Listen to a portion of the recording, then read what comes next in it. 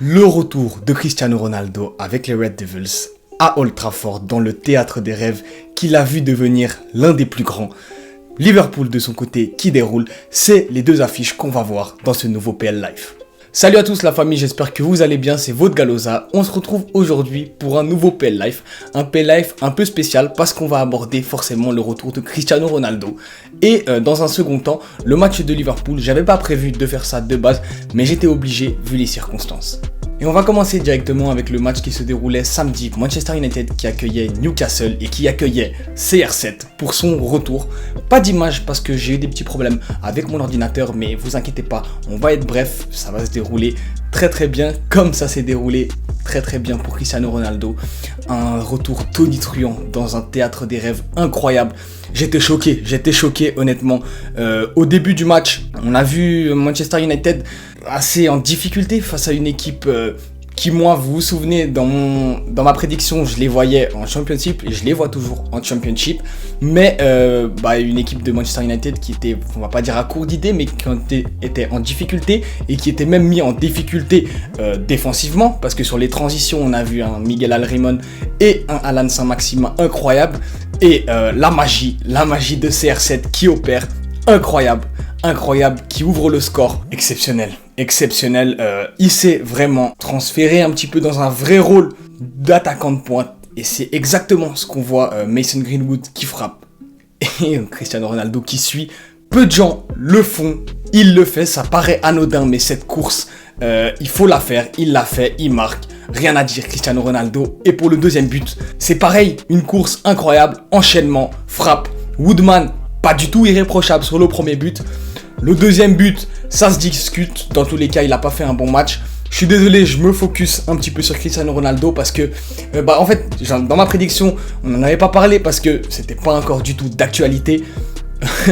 Dans ma prédiction des classements des meilleurs buteurs, je suis obligé maintenant d'intégrer Cristiano Ronaldo qui a été juste sensationnel et qui va être sensationnel tout le long de la saison, qui, on va pas dire, a porté son équipe parce qu'une masterclass de Bruno Fernandes, une masterclass de Paul Pogba, ce tandem Pogba-Matic en double pivot, c'était super. Mais franchement, Cristiano Ronaldo, la magie, on était tous enthousiasmés, c'était incroyable.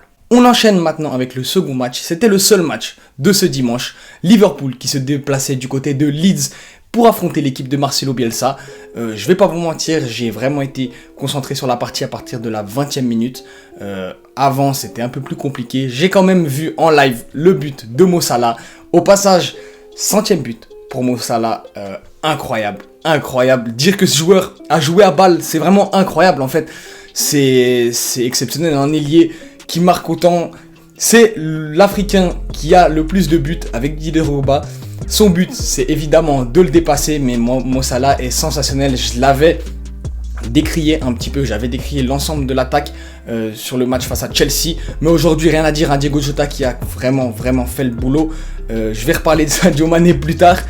Si vous suivez mes tweets et je vous invite à me rejoindre sur les réseaux sociaux, vous avez vu que j'étais vraiment pas content avec la prestation de Sadio Mané. Mais dans l'ensemble, une prestation des Reds que j'ai vraiment trouvé solide. En face, c'était plus faible que face à Chelsea, c'est normal. Ça jouait quand même en transition.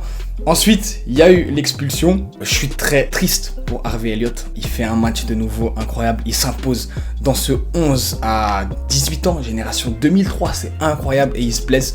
Et franchement, je vais pas remettre l'image. Je pense que vous l'avez vu. C'est vraiment... ça m'attriste en fait. Harvey Elliott, je pense que sa saison, elle va pas être forcément finie. Mais la cheville, on le voit, elle est KO. Gros match d'Harvey Elliott avant sa sortie. Fabinho aussi qui a été monstrueux défensivement et qui conclut avec un but magnifique. Thiago que j'ai trouvé incroyable, qui marque même avec justement l'animation de Mo Salah sur le côté Mo Salah. Trent Alexander-Arnold a été j'ai trouvé fantastique. Mo Salah justement qui délivre une passe décisive, but annulé pour Thiago. Mais dans l'ensemble, vraiment, même l'entrée de Oxlade-Chamberlain, je l'ai trouvé incroyable. Alisson Becker qui a fait le travail, notamment sur un face-à-face face à Patrick Bamford.